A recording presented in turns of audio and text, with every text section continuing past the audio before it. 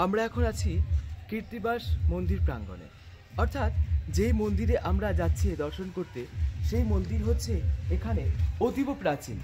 গৌরলীলার সাক্ষী স্বরূপে এই মন্দির। আর এই স্থানে আমাদের নামাচার্য হরিদাস ঠাকুর তিনি স্থানে ভজন করেছিলেন। যদি আমরা আপনাদেরকে এই স্থানটি দেখাই তাহলে এই স্থানে বিশাল মন্দির সমূহ, বিশাল বটবৃক্ষ এবং এই মন্দির প্রাঙ্গণে এত সুন্দর নীরব স্থানটি অন্যত্র কিন্তু কোথাও পাওয়া যায় না। যদি আপনাকে এই স্থানে আসতে হয় তাহলে আপনাকে শিয়ালদা থেকে আসতে হবে ফুলিয়া স্টেশনে। আর ফুলিয়া স্টেশন এখানে এসে সেখান থেকে আপনি টোটো বা অটোর ব্যবস্থা রয়েছে, আপনি সেখানে আসতে পারেন। আর এই স্থানে এসে আপনি সুন্দরভাবে আপনার সেই প্রাচীন দর্শনগুলো কিন্তু অবশ্যই করতে পারেন। যদি আমরা এই মন্দিরে দর্শন করি প্রথমে আমরা পাবো এখানে কৃষ্ণ বলরামকে, আর কৃষ্ণ বলরামের সাথে আর এখানে বলরামজির সাথে মাতা রেবতীকে দর্শন করতে পারবো, আর শ্যাম সুন্দরের সাথে রাধারানীকে দর্শন করতে পারবো। অতীব প্রাচীন এই বিগ্রহ। যদি আমরা এই মন্দিরে আমরা আসি সেখানে প্রভুপাদ তিনকুড়ি গোস্বামী মহারাজকেও দেখতে পারবো।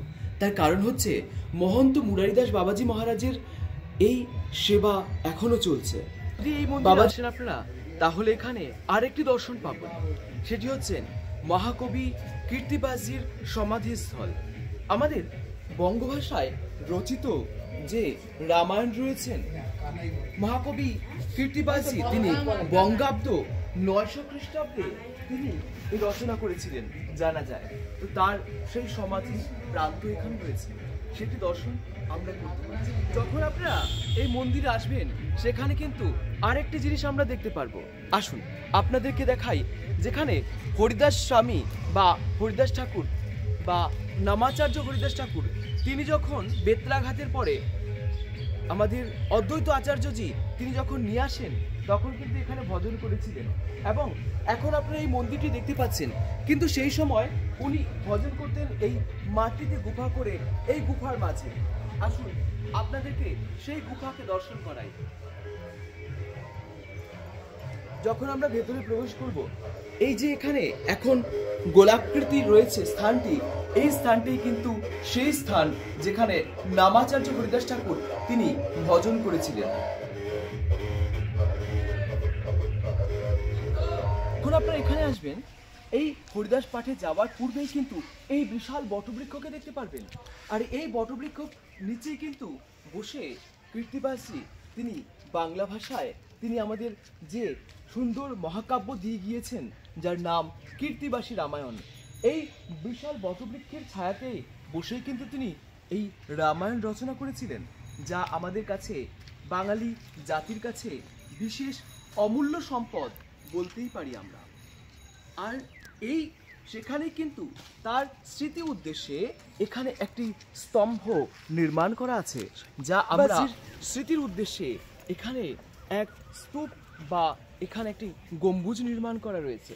মহাকবি কীর্তিবাসের আবির্ভাব 1440 খ্রিস্টাব্দ মাঘ মাস শ্রী পঞ্চমী রবিবার। হেথা দ্বিজোত্তম আদি কবি বাংলার ভাষার রামায়ণকার কীর্তিবাস ও লোভিলা জনম সুরভিত সুকন্যিতে ফুলিয়ার পুণ্যতিথিতে হে পথিক সম্ভ্রভে প্রণম। তাকে প্রণাম আমরা জানাই, যার এই মহিমায় আমরা কীর্তিবাসী রামায়ণ পেলাম।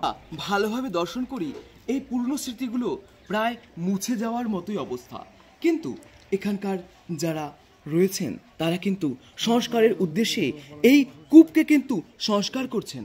তাই আমরা কিছুদিন পশ্চাৎ পুনরায় কিন্তু এই কূপে জল দেখতে পারবো সেই আশা রাখি। আপনারা এই দর্শনে আসেন, ফুলিয়া থেকে যখন আসবেন তখন কিন্তু এই কীর্তিবাস স্মৃতি তরুণের ভেতর দিয়ে কিন্তু আপনাদেরকে যেতে হবে। আর যদি আমরা সোজা বেরিয়ে যান তাহলে কিছু দূর গেলেই কিন্তু এখানে গঙ্গা পাবেন, আপনারা গঙ্গায় স্নান করতে পারবেন। এটাই ছিল আজকের দর্শন। আবার খুব শীঘ্রই ফিরছি নতুন কোনো দর্শন নিয়ে, নতুন কোনো স্থান, বাংলা হোক বা ব্রজভূমি। বা হরিকথা আপনাদেরকে সাথে নিয়েই আমরা ভারতভূমির বিভিন্ন প্রকার দর্শনের মাধ্যম দিয়ে এগিয়ে যেতে চাই। আর সাথে থাকবেন, আপনারাও দর্শন করুন, আমার সাথে থাকুন। রাধে রাধে।